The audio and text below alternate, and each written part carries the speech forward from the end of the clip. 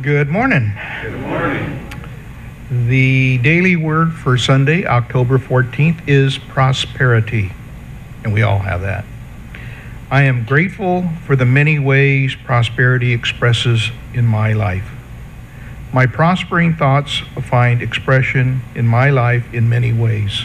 I enjoy an abundance of love, peace, health, and happiness, and I pause regularly each day to appreciate my many blessings. The same blessings express whenever I focus my creative thinking on my finances.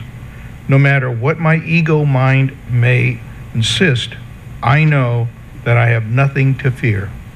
I am one with divine mind, and fear has no place in my consciousness.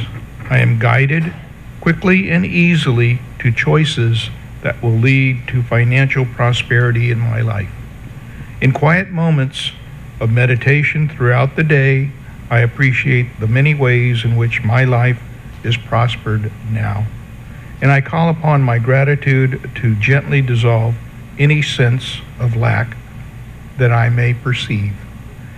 The scripture for today is from 2 Corinthians 9:6. The point is this: the one who sows sparingly will also reap sparingly. The one who sows bountifully will also reap bountifully. And so together we'll read the affirmation again. I am grateful for the many ways prosperity expresses in my life.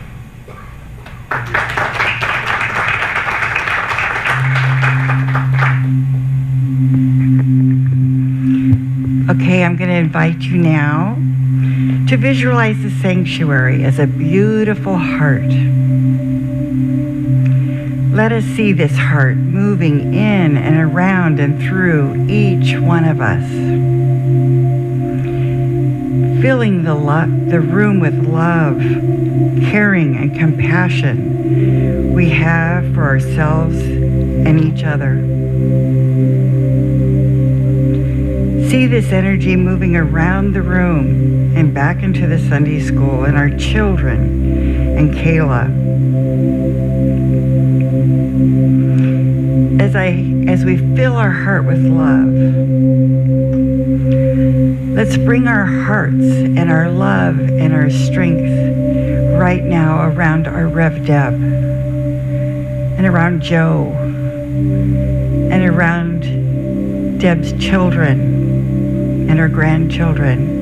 And let's just hold them in our hearts right now as we send peace and love and healing to this wonderful family.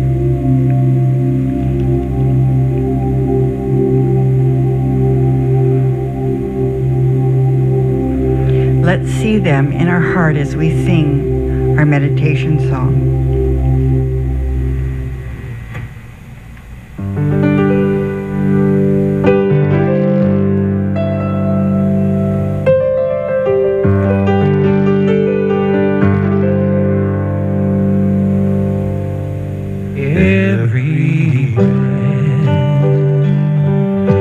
Choice to make.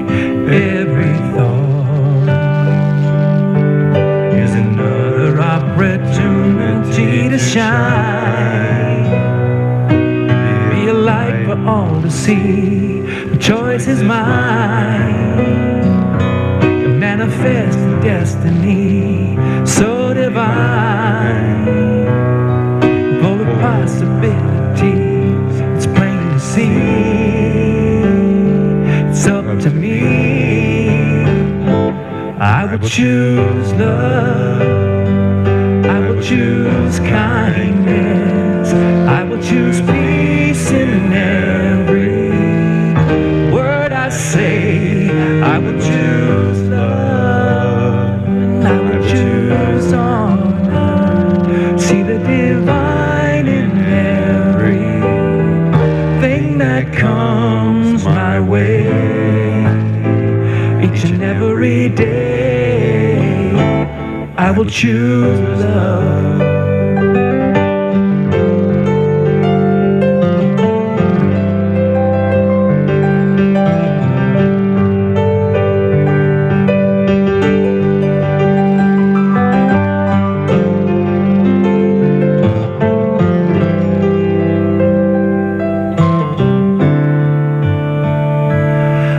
choose love.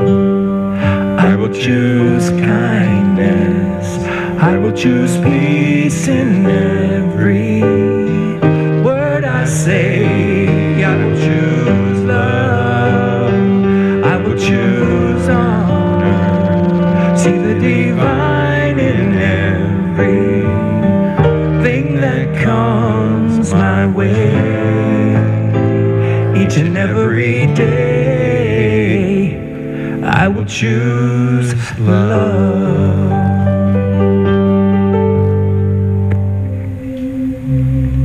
Now's the time we center our thoughts that we may look at them.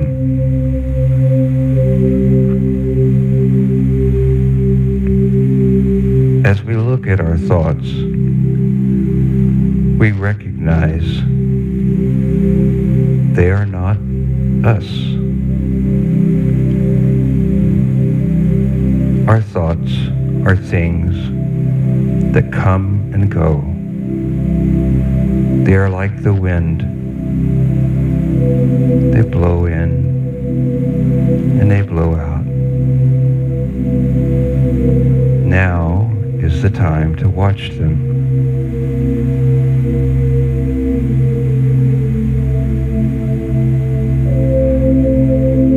As we watch our thoughts, we recognize that we are looking at them, and therefore we are not them.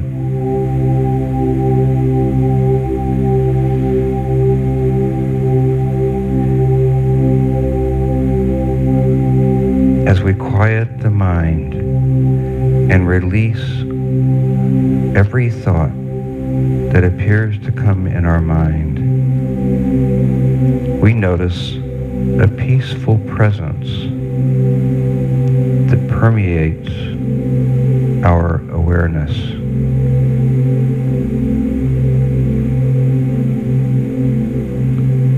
This peaceful presence is the common denominator between all of us.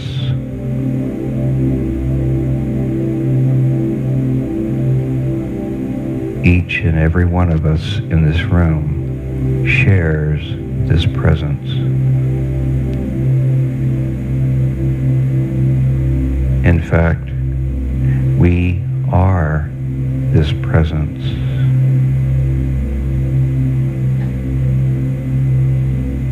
Choosing temporarily to experience the world of thought.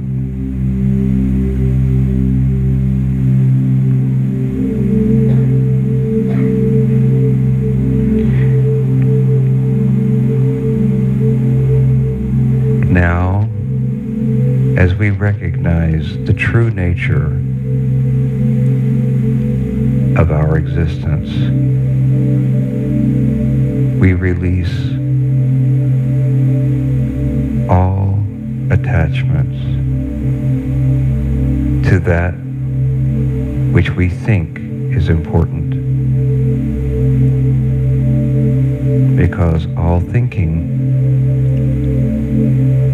is not us. We are the presence that has always been, that always will be, that is now.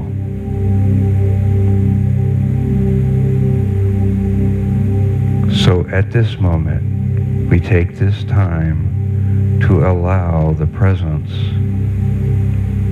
to envelop everyone in this room.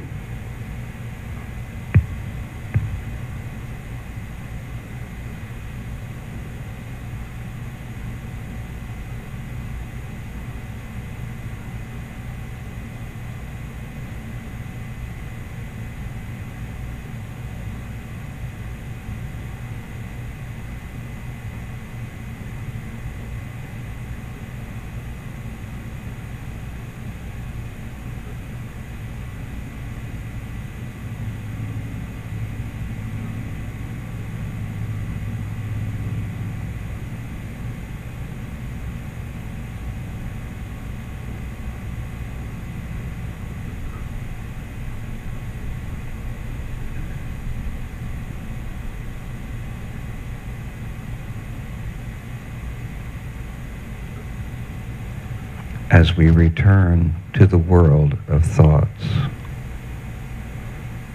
We will remember that we are not them. We are the peaceful presence shared by everyone. Amen.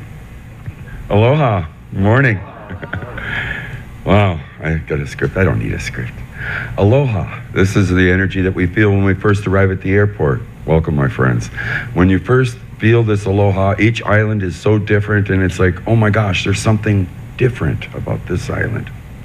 And when I first came here in 2002, I found myself in a 10-day visit here, and I was like, whoa.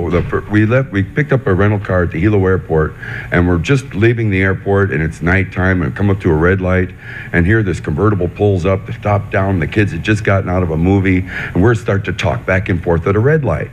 Well, here we are, excited about being here, and they're excited about their movie, and everybody behind us waits as we have a conversation. The light changed green. Nobody blew the horn. That was my first visit. I'm going, whoa, where else in the world? Nowhere else. And this is inspired me. In a 10-day visit, I found myself so inspired, I knew this is where I wanted to retire. Like many other people have also. It's like, well, why not work where I'm going to retire to? It became my endeavor. It only took 8 years to put it together. In 2010, I made the move. Boy, what a transition. Changed everything I've ever done in life. Well, I kind of come from a different background from most. My parents moved, my family moved so many times growing up, and by 11 years old, we became the first trucking family in America. I'd already moved 13 times, never went to school the same year in the same school. So it was an eclectic childhood, and in a cab of a truck, household goods. We worked hard, we moved across country, 48 states before I was 14. So I was homeschooled. But there was way before homeschooling was popular. And my parents were yogis. And so learning pranayama, breath exercises, yoga, meditation, I learned all about the philosophy of the culture, and I found myself inspired to move forward at 14 years old, ready to start my own life. Yeah, I was all on my own. I never saw my parents again until I was 19.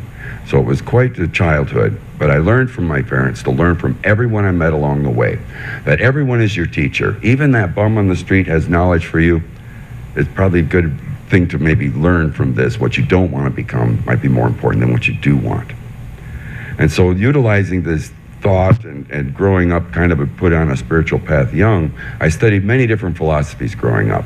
I got into, shamanism and Native American philosophies, finding connections within them all. Dad said, never become caught up in the dogma, look for the truth of all philosophy. So I've been a seeker of truth. And in 40 years, 4 million miles in the cab of a truck, I found myself outside of society and BS all around me. So I refused to participate. As a child, I learned what is called aloha. It's being real. You show your true self out to the world, and the world will show this back to you. This is the whole concept of aloha. And then when I came here, I found myself no intent to become a tour guide, but inspired by the philosophy of the people here. I'm at this library studying everything I could get my hands on, well before I knew I was going to become a guide. And so it was, what a transition in everything I've ever done to be absolutely free to be yourself. This is what Hawaii brings to me, and I think it brings to all of us. And working with the school children, the Hawaiian school children, they present the protocols of gifts and offerings. Everywhere they go, their gift is their voice. The voice is the gift. And every fourth grade Hawaiian historical studies, they come from Maui, Kauai, and Oahu, because here, this is where all the history is. Captain Cook, King Kamehameha, everything happened on the Big Island. So I get these kids now in a cab of a truck. I've got 47 students in the Kumu, the Hawaiian teacher, sitting behind me correcting all my misspoken Hawaiian. I butchered the name of the queen on my first tour. Oh my gosh, the Kumu, the teacher, gently corrected my misspoken Hawaiian, but embraced me for my attempt to do it correctly. And so being so embraced by a culture that is, it's unbelievable how this reflection of aloha works. Well, I found about connections within the language. Language connections that connect the Hawaiian culture to the 12 tribes of Israel, the Aramaic and the Hebrew. I've had people on tour that were Jewish faith, and they get the breakdown. The ha is the breath, Allah, Elohim, is the word for God in Aramaic and the language of Jesus. Aloha means the breath of God. Found this connection, and this guy's eyes went pow, the light bulb went off, and you could see this was a true connection.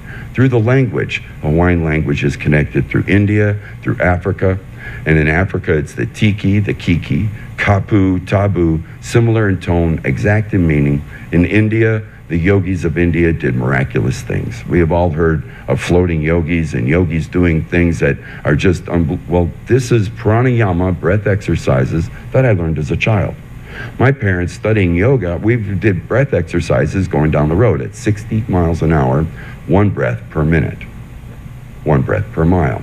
So it was a counting breath exercise, and learning to control the breath controls the prana, the energy of the yogis. In Hawaiian, it's the mana, prana, similar in tone, the same meanings. I get people from India on tour, and they hear the chanting, and they say there are lots of words within the Hawaiian culture that directly connect to India and the power of the yogis. And we've all heard of the big kahuna. Well, who is this big kahuna? Well, figuring this all out, the teachers, the master teacher was the kahuna. The kumus were the teachers underneath. This was a structured school system where the structures of knowledge was taught from one generation to the next with no variation for 1,000 years before Captain Cook ever thought about it. They were open ocean voyaging. They were engineered feats of double-hulled canoes, 200 foot long, and these open ocean voyaging vessels traveled all the way around the Pacific, and a golden medallion now referencing the Pacific Pyramid, the triangle, Pacific Pyramid, Hawaiian island chain at the top, Maoris of New Zealand on the left branch, and the Easter Isle, Rapa Nui, on the right. So this was a vast, flourishing culture, millions of people isolated in the middle of the Pacific, said to be guided there by prophecies. Prophecies, like the Old Testament, Hawaiians had an Old Testament called the Kumulipo.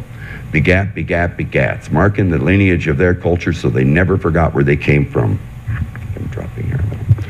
Well, they also had within that stories of interactions of other cultures that had influenced their culture. So this king Ka'ao from Tahiti brought 4 gods, human sacrifice. There was none of that before there. They lived the concept of aloha. This is the root of the whole base philosophy of the Hawaiian culture. The breath within me recognizes the breath within you, like namaste. So these are the same connections within the culture, and it shows through the language. I found it fascinating. So the ha is the breath, and the breath of God comes through, is totally reflected. So if you have an attitude or a chip on your shoulder, don't expect aloha. I have seen people come in here with an attitude or trying to run a business the way they do on the mainland, and it doesn't work that way. I've seen people get roundhouse just as quick as you could be accepted with aloha. You have to have the open heart and mind. They totally accept you with this philosophy. There is no religion in Hawaiian culture. But when I got into the studies at the library, I found writings of Max Freedom Long. He called it the Huna philosophy. Well, the Hawaiians kind of dispute this. They don't really have a religion. Their way of being was aloha. So their life was their love, and the love was the light, and it worked amazing. Well, Max Freedom Long wrote written accounts of what he witnessed, written in hikes across the island under the protection of the kahuna. And now these 1,800 journals of Max Freedom Long are 3 or 4 series of books. You can find them at the library. But he walking across the island, one of the participants broke a leg, and the kahuna, the keeper of that knowledge, held the broken limb within his hands as it dematerialized, rematerialized whole and healthy. Written accounts. They got to the lava lakes on Kilauea. They wrapped tea leaves around their feet, and Max Freedom Long, along under the protection of the kahunas, walked on molten lava. I found stories here talking with the Hawaiian culture from Hohokena. There was a kahuna there that walked to Maui Island on the surface of the water regularly. Stories that are just unbelievable to the Western mindset, but within the breath, the mana is built. And so the yogis of India, and Jesus himself said, these and greater things you'll be able to do. Yogis were doing, and so were some of the kahunas. There were kahunas, keepers of knowledge of all aspects of this culture. Canoe building, navigation, spiritual. The kahuna for magic was said to be up by Volcano Village. There was also the evil kahuna of Ka'u. So it could be used both ways. But the mana, the power, is that energy of the people that's connected through the systems of all of humanity. So the aloha comes together. I found working with the kids that the aka is the body's aura. The body's aura and their belief system, when you look at someone or you touch them, you become energetically connected like a mother is connected to their child. And thousands of miles away, mom seems to know that something's happened to her child intuitively. This internal knowing is that connection to the spiritual realm. And through our connections, I've touched you, you've touched them, they've touched them. All of humanity is connected in the Uaka, the universal grid of all of humanity, and we are all one in the Uaka. Aloha and love connects the connections. Lying, stealing, cheating disconnects them.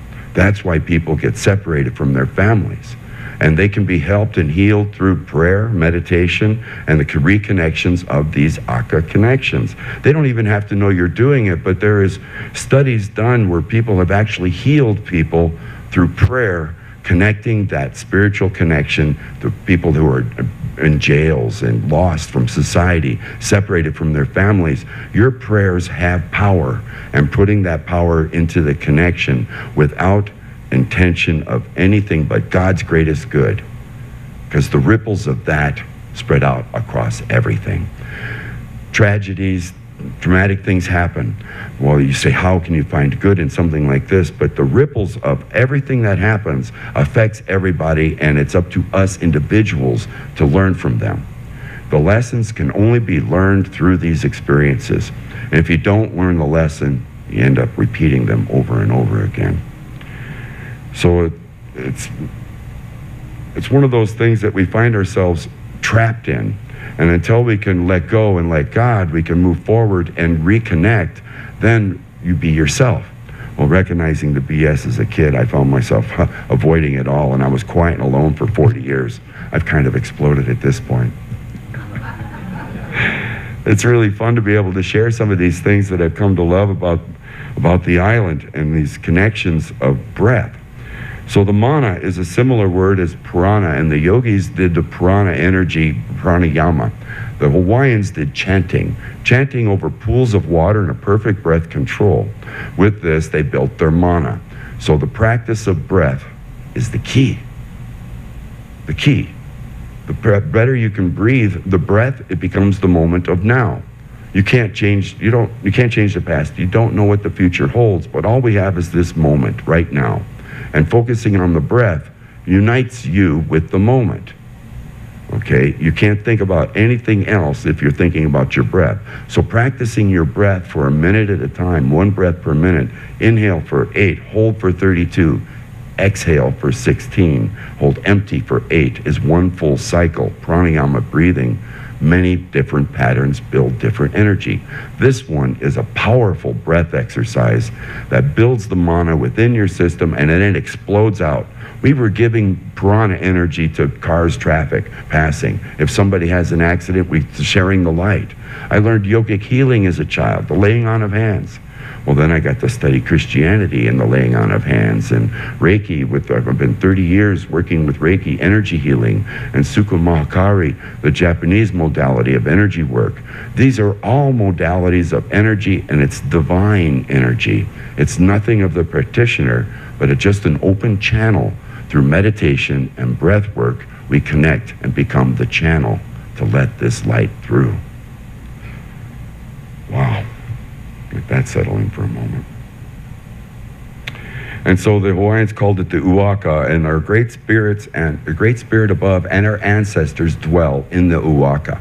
Prophecies come down through this energy grid, and it comes to all points on the planet at the same time. This is one of the remarkable things, as knowledge comes when it needs to come to the earth. How does it get here? Prophecies of the king, prophecies of the Bible. Where did these prophecies come from? Ripples through the Uaka. Hawaiians, Captain Cook called it the coconut wireless. He coined the term in his journals when he first arrived here, 1778. There were thousands of boats in the water. How could they know he was coming? The kahunas felt the ripple in the Uaka. Kahunas of old were communicating through this energy grid, intuitive knowing, and they knew Captain Cook was coming. They communicated this around the islands, and everywhere he went around the island, the boats were in the waters waiting for him.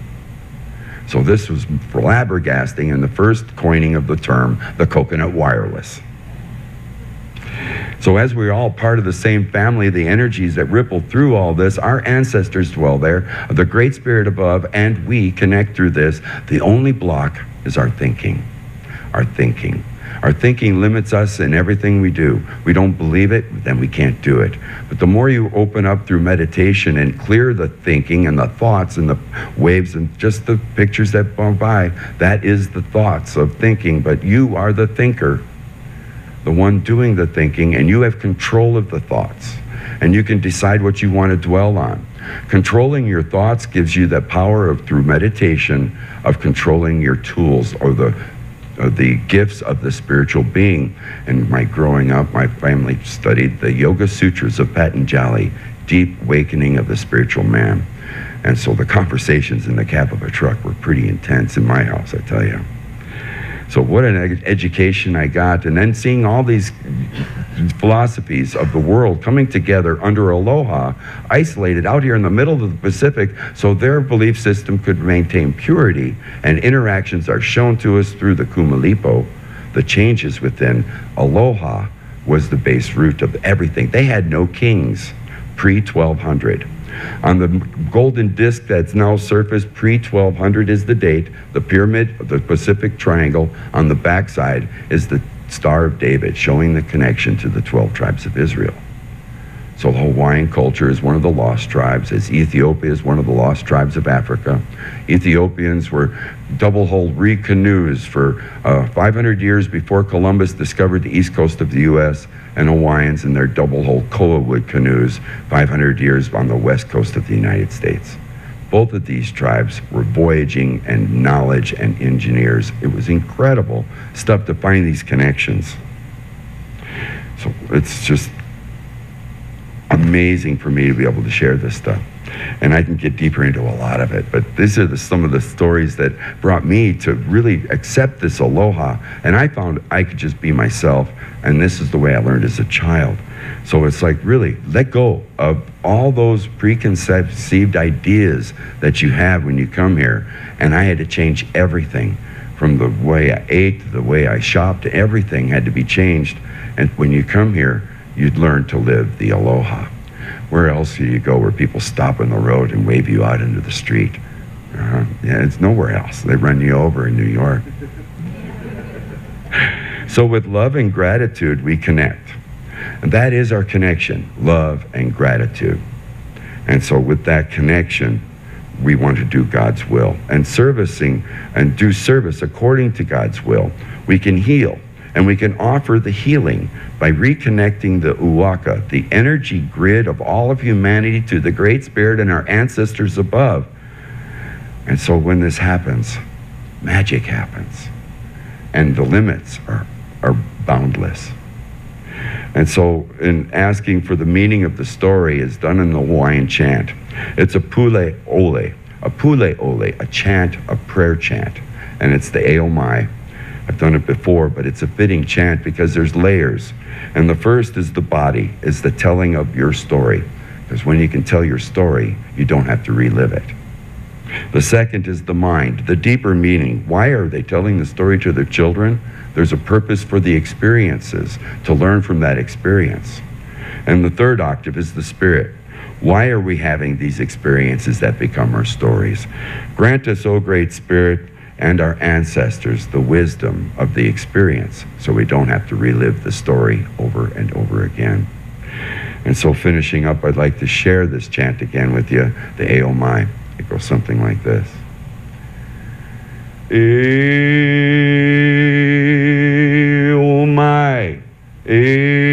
Eomai ika, iki mai luna mai, ona mea huna no, awe mele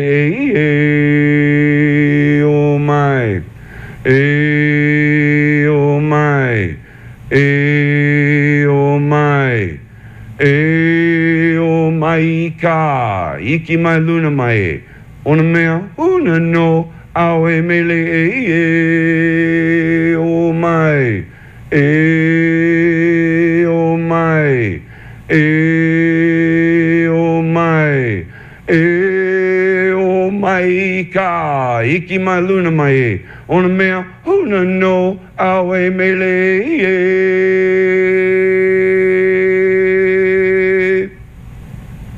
Thank you.